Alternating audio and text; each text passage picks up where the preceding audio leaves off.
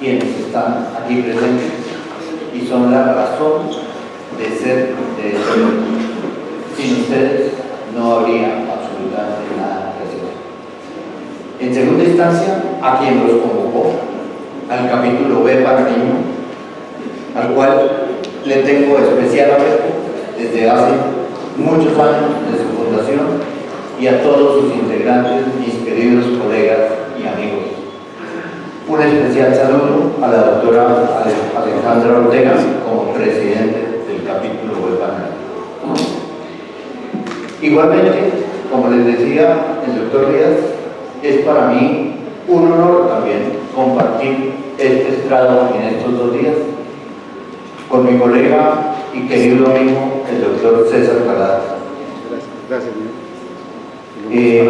Vamos a iniciar los temas para los cuales fueron convocados ustedes en el programa por el capítulo B panameño. Un agradecimiento igualmente a la industria por su participación y su patrocinio, que son fundamentales, como decía el colega que habló en forma precedente, para la realización de estos eventos académicos. Vamos a dar inicio entonces con la primera charla que me correspondió dentro del programa.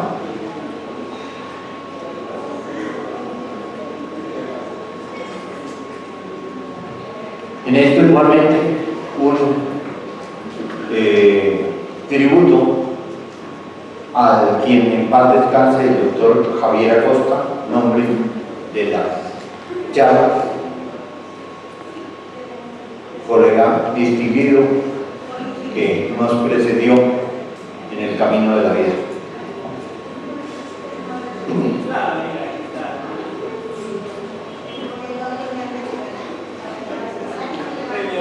No tengo sino 8 lustros haciendo praxis en la dermatología y gracias a Dios aún continúo en la práctica diaria.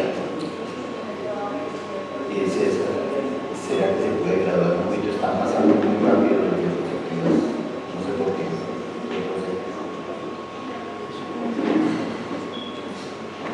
Si le pudiéramos bajar. Sí, se están pasando muy rápido los diapositivas.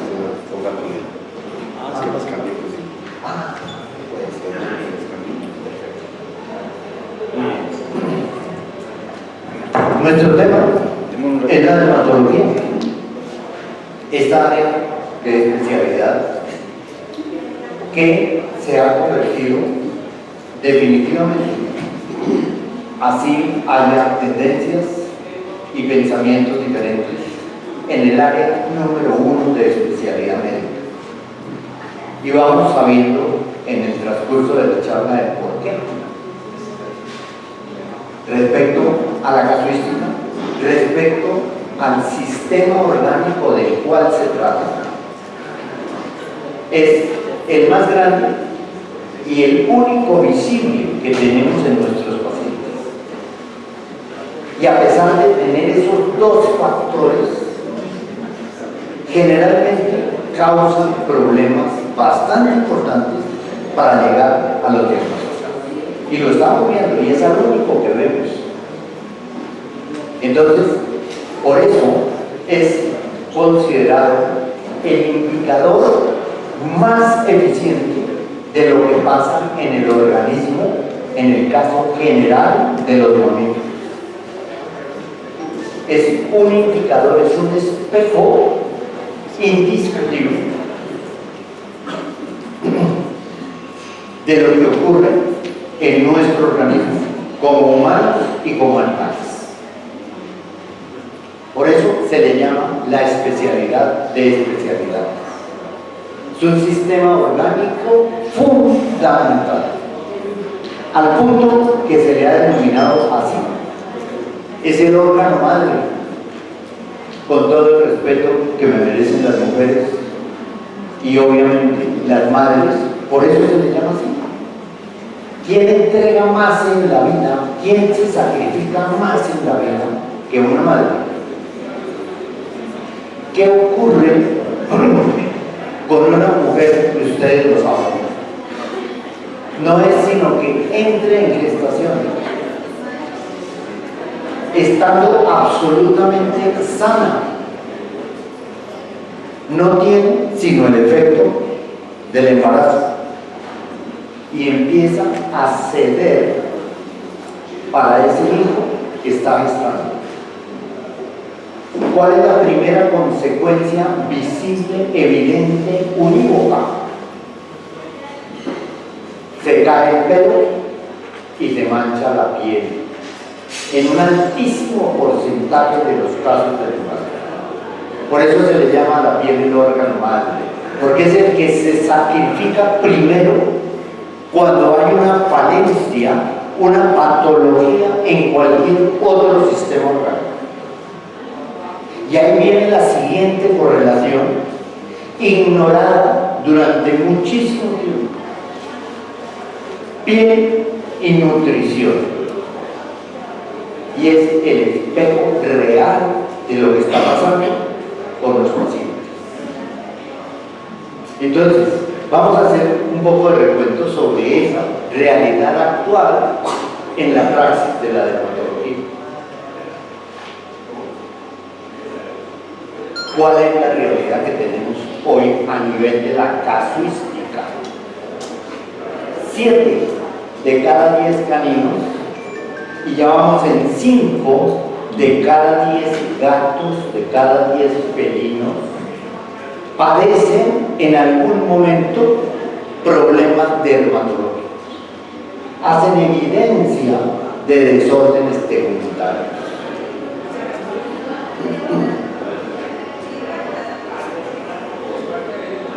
La dermatología, ¿quién consulta?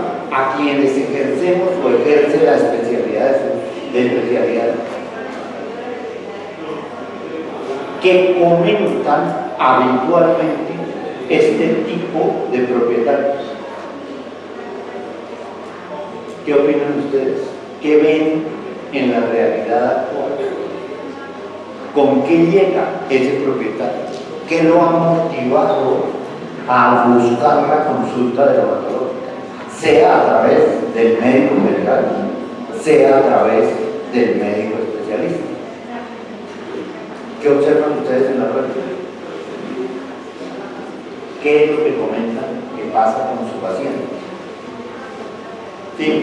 Personas que realmente se rascan demasiado, permanecen diferentes. Perfecto. Picor, ¿qué fue lo que dijiste en la última parte? Alergia. Ah, listo. Tenemos presunción de correlación picor-alérgica. Cuidado con eso. Cuidado.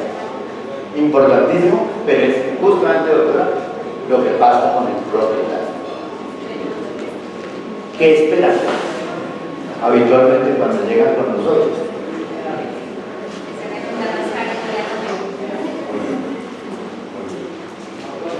¿A qué aspiran? Perdón. Importantísimo. Alguien lo dijo, el doctor José Pedro, aquí hagamos milagros. Nosotros no somos dioses, somos escasamente médicos. Y en medicina hay un principio básico.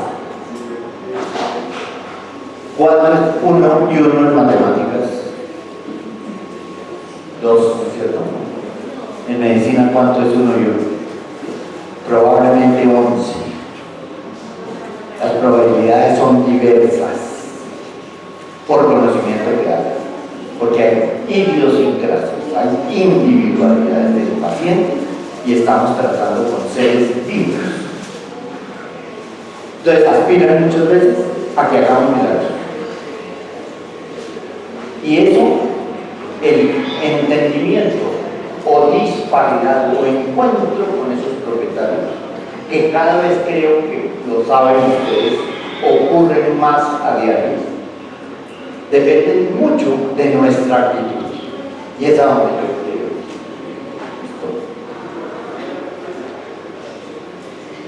70% de los presentados a clínicas, hospitales y consultorios en el mundo son dermatólogos. Si nos encontramos con un colega que se dedica a la gastroenterología, va a discutir. No, la casuística más grande se llama gastroenterología, digestivo. No es verdad. Es más dramática la sintomatología del paciente gastroenterólogo. Y claro, un paciente que tiene meses, que tiene diarreas, se está deshidratando rapidísimamente. Pero eso no indica ni es cierto, está comprobado en el mundo, que la casuística más grande es de piel, de problemas cutáneos. 2 de cada 3 de los pacientes, sus propietarios reportan, como decía la doctora, picor como motivo principal de la consulta. La mayoría presume esto. Y es algo que nosotros debemos empezar a observar y a corregir. Ni siquiera el prurito crónico lo podemos sojuzgar previamente como alergia. Pero a nosotros generalmente ese propietario del paciente crónico nos llega. Le llega un paciente que tiene alergia. Puede que sí, seguramente, pero no necesariamente. Hay muchas causas de picor crónico que no son alergia. Entonces esa es nuestra obligación, aclararlo, dilucidar el cuadro de ese paciente. Entonces aquí debemos tener en cuenta esto. Prurito sí conduce a la obesidad, autotrauma.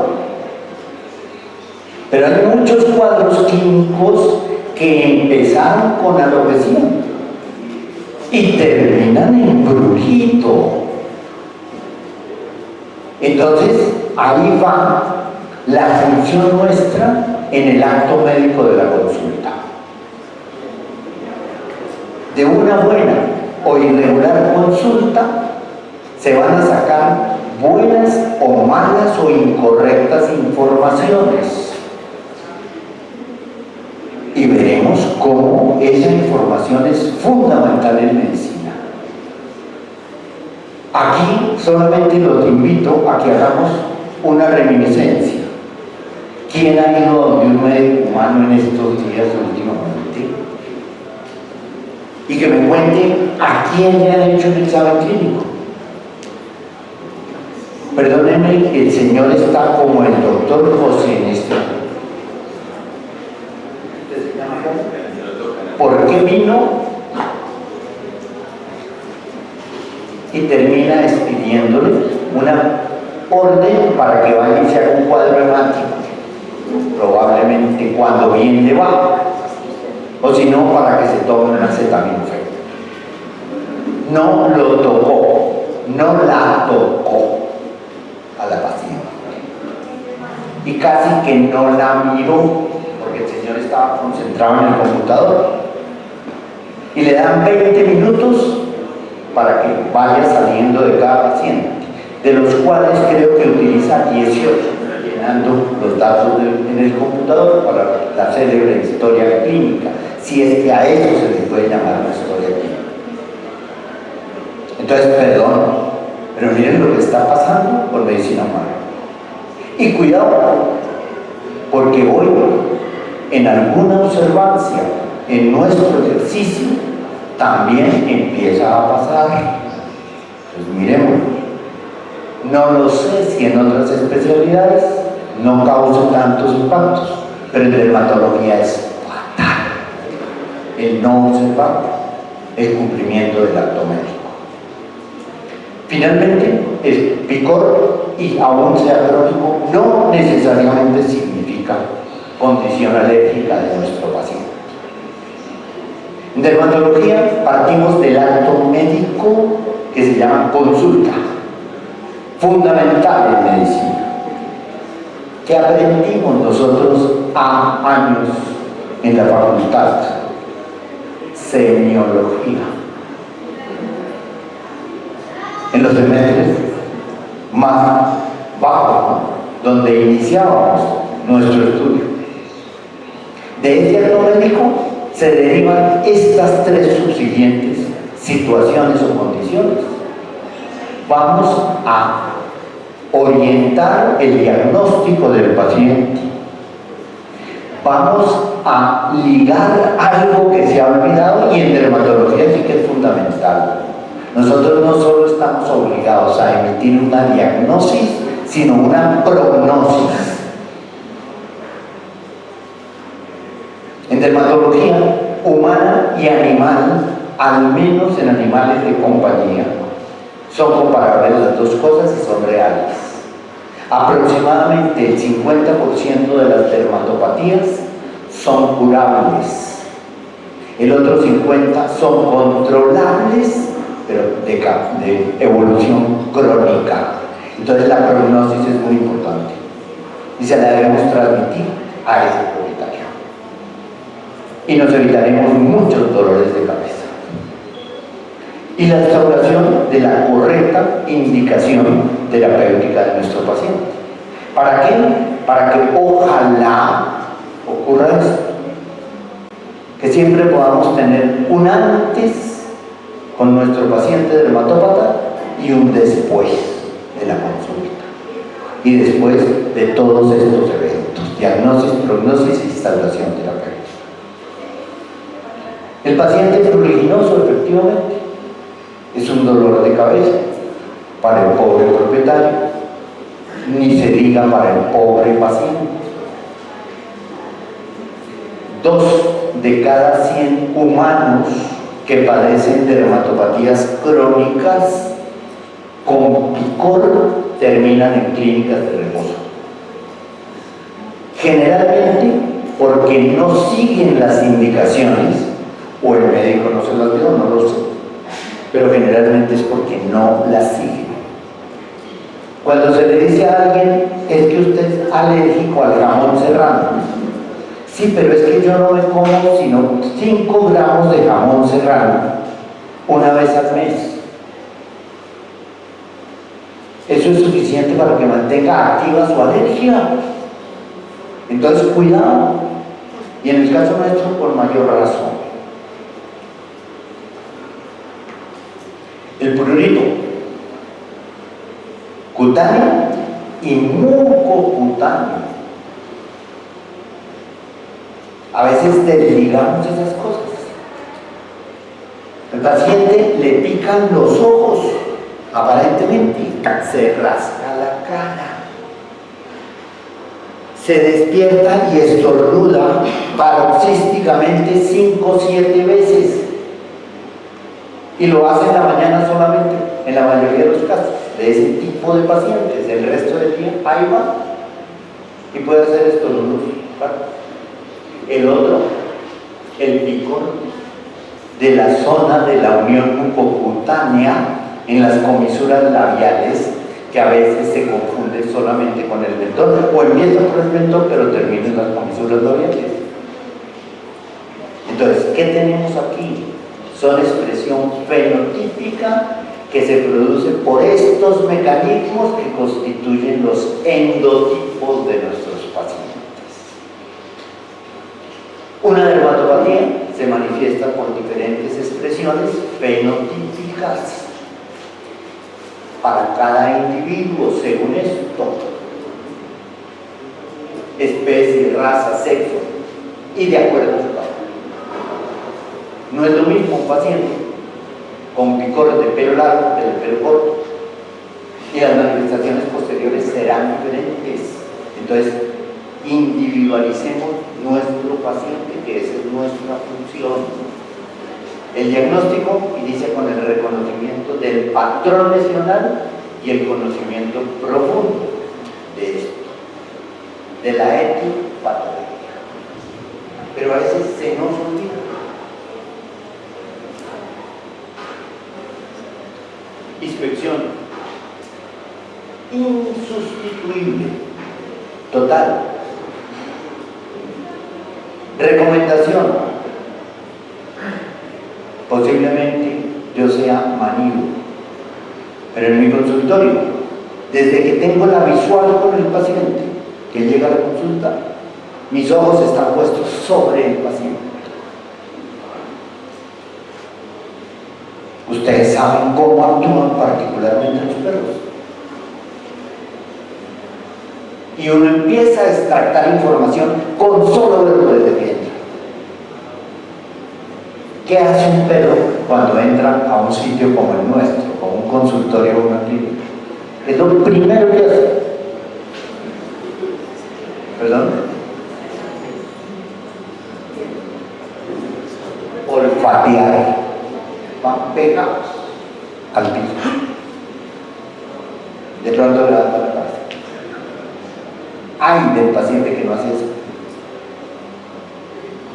Cuidado, algo está pasando. Órgano fundamental en los caninos.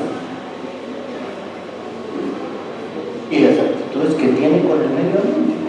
Entonces, al paciente no le quitamos los ojos de encima.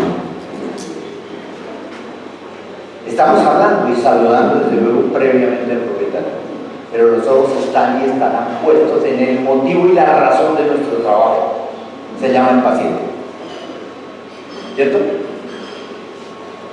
Pesquisa anamnésica. La experticia del médico con buena memoria de imágenes y hábil interrogatorio a ese propietario nos va a dar esto. El enlistamiento de los probables diferenciales. Y esto es así, imperioso y básico. Reconocimiento del patrón lesional, identificando lesiones de tipo primario o secundario. ¿Quiénes tienen más valor? ¿Las primarias o las secundarias? ¿Perdón? ¿Perdón? Sí, yo creo que con las lesiones primarias. Claro. ¿Por qué? Están relacionadas directamente con la etiología, con la causa del problema. Las secundarias son consecuencia de y generalmente se asocian con cronicidad. Por eso es importantísimo saber en el anamnésico qué fue primero. ¿Se empezó a caer el pelo y luego se raspó? ¿O se empezó primero a rascar estando aparentemente normal la capa?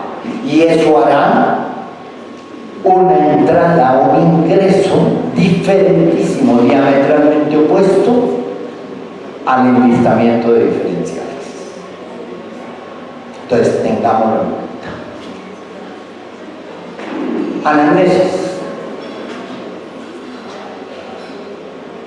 Que a veces se nos olvida.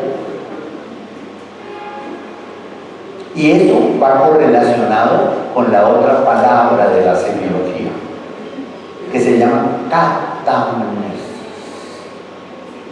¿Nos acordamos, no? Por eso no solo preguntamos por qué está aquí hoy, sino que indagamos qué ha pasado atrás en la vida del paciente. Acopio catamnésico y anamnésico de ese paciente dermatópata. Es esto.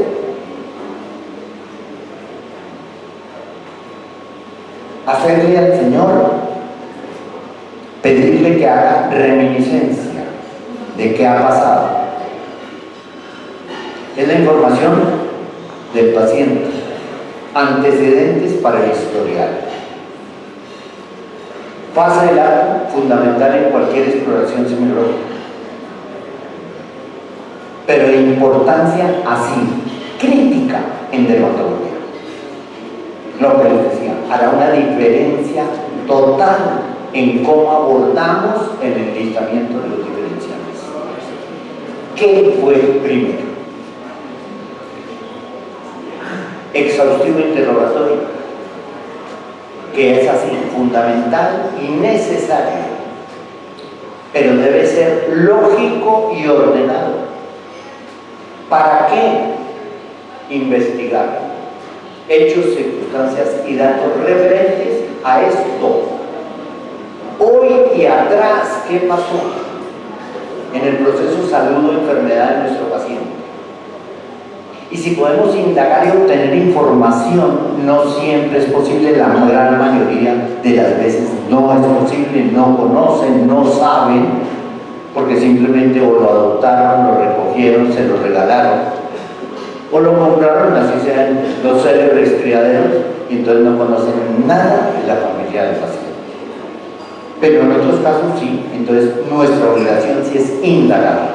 Hay otros hermanos, papá, mamá. Graso error constituye olvidar o omitir preguntas vitales, porque sabemos que esto es un intrincado camino.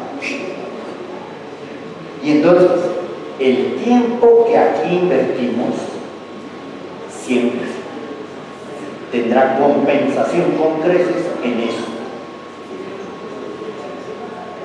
Es nuestra obligación y es lo que hacemos si lo hemos hecho inconscientemente. Pero ¿qué es lo que ocurre?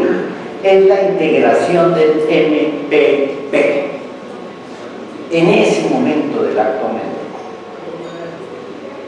Integración de la triada: médico, paciente, propietario, donde el centro fundamental de nuestra atención es el paciente. Pero es la correlación que tenemos que hacer. Nos integramos. Optimizando la atención de la consulta con la integración de la triada. Nuevamente, este es el importante. Por eso a él no le quitamos la vista. Al otro señor lo miramos cuando le preguntamos y hacemos correlación con todo el respeto que nos merece esa persona. Esa integración de la triada médico, paciente, propietario o propietarios ocurre con mucha frecuencia o con relativa frecuencia. Nos envían un paciente y lo enviaron con la empleada de servicio o lo enviaron con el conductor. La empleada de servicio generalmente sabe más cositas. El propietario no tiene ni idea. Ni idea. Y entonces ahora cogen el teléfono. Ah, no, yo lo llamo. Cuidado. Yo de las primeras cosas que solicito es: a mí me lo trae la persona que me puede responder las preguntas que yo hago durante la consulta en forma inmediata. De lo contrario es muy complicado. Y paciente que no llega en esas condiciones, lamento, pero miremos a ver cuánto tiene tiempo usted de venir o mandarme con la persona que lo conoce. Si no, aplazamos la consulta.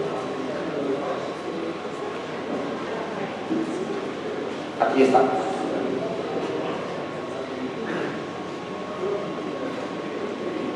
Se registra él o los motivos que impulsaron a este señor a solicitar, para identificarlos claramente aquí.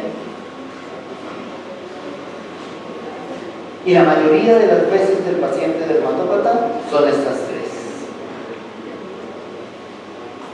en orden de frecuencia, porque se rascaba. Es un altísimo porcentaje de los casos, porque luego se le cayó el pelo y luego vino el mal olor. Pero puede ocurrir cualquier orden en forma individual. No es que mi perro ahora huele mal, no olía así. ¿Cuándo cambia el olor de los perros? ¿Por qué cambia? Con problemas dermatológicos, doctores. ¿Qué creen ustedes? O la otra es que encuentro, y lo digo coloquialmente, ahora encuentro pelos del perro o del gato hasta en la sopa.